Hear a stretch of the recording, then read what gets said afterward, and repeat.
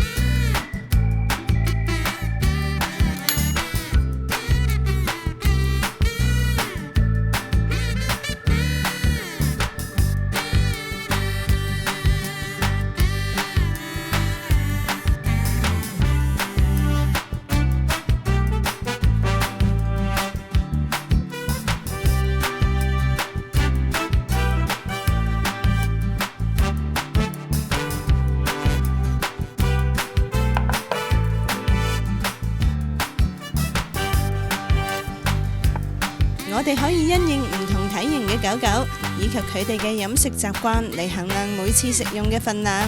好啦，可以食。